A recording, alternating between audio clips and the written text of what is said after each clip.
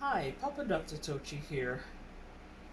First of all, I did promise to um, divulge the meaning of the two dreams that I talked about last week and totally forgot during the touching base.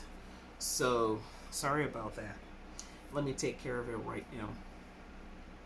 When you dream of masquerades or someone with a mask chasing after you, trying to whoop your ass, trying to beat you, um, very frequently, that means that your ancestors are trying to get a hold of your attention. Okay? They're trying to get your attention and they're tired of using gentle means to get a hold of your attention. When you start seeing that, you should start expecting hardships to start happening in your life, obstacles and hindrances, and that is coming from your ancestors. When you see a spiritual practitioner, remember there were two dreams I talked about last week. When you see a spiritual practitioner chasing after you in the dream, trying to whoop your ass, similar meaning, but you need to answer your spiritual calling and you need to go into spiritual practice.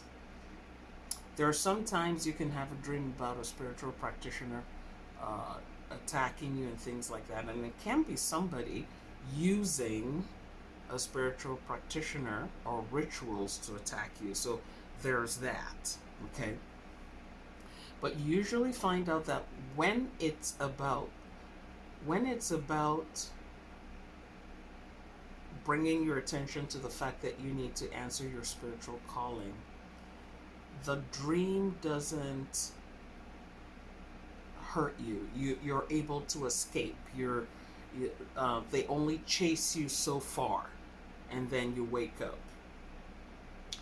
When it's really a spiritual attack and someone is using a spiritual practitioner to attack you, or a spiritual practitioner is attacking you, or they're using very powerful rituals to attack you, there's a lot of dialogue that happens in the dream. There are specific things they're going to be telling you in the dream and trying to get you to do in the dream.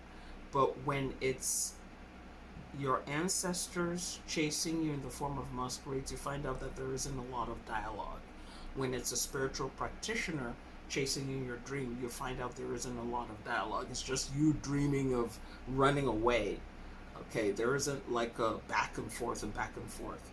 But when it is an attack, a real spiritual attack, you will discover that in the dream there'll be back and forth. Okay, because they are trying to get you to submit to whatever it is that they're trying to get you to do. So when there's a back and forth dialogue going on, that's more of an attack than a call from your spirit guides for you to obey your calling or for you to be in touch with your ancestors. So I hope that that explains the dream interpretation. And another thing I want to mention is this: a lot of us sometimes think that um, as long as we don't have open enemies and we don't have people openly attacking us or saying things about us, that all is well. No. I like the way that Ahmed the poet put it. He says, don't think that there aren't snakes around you. They only show themselves when you get big enough to eat. Okay? And I think I'm paraphrasing him there, but that's basically what he was saying. They only show themselves. You only get to know that you're surrounded by snakes when you get big enough to eat. But if you're too small for them to eat, they don't bother you, and everybody's friends. So, mind how you speak. Not everybody is happy about your success. Not everybody is happy about your progress. Not everybody wants you to do well. Not everybody wants you to fulfill your destiny. And sometimes we're naive about this and we think that just because we don't think terrible things about other people, that those people are not thinking terrible things about you. There are some times when people will say things like, as long as I'm not doing evil to anybody, evil won't come to me. Dream on. There, like Shakespeare said, there is no art to knowing the hearts. There's no art to knowing the hearts um, intentions on the person's face.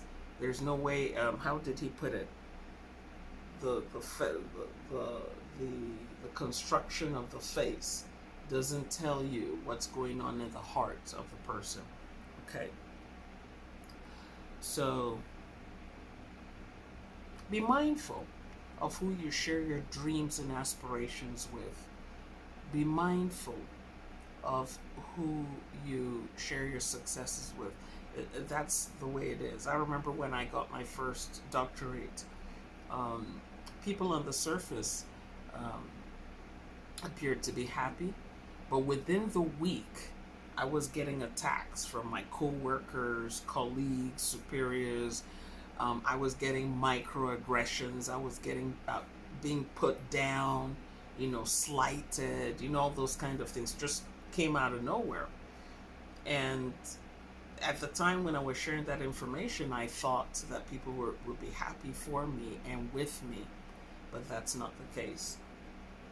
There are sometimes people will be aggressive towards you or attack you because they find you intimidating. And you yourself don't see yourself as an intimidating person, but these people see you to be an intimidating person.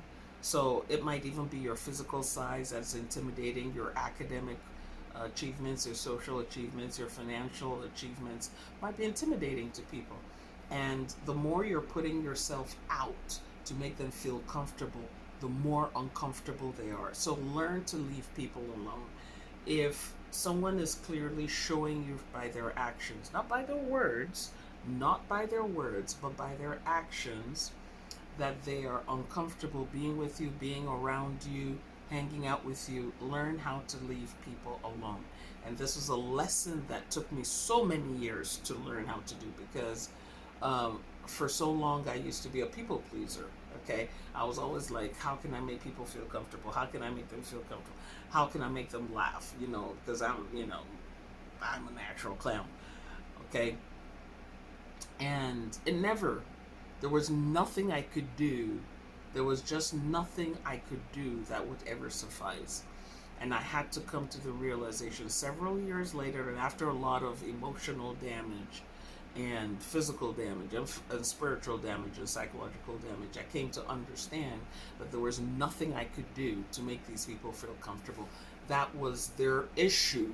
It wasn't mine. It was their problem to resolve. It wasn't mine. So learn what is yours to resolve and what is not yours to resolve.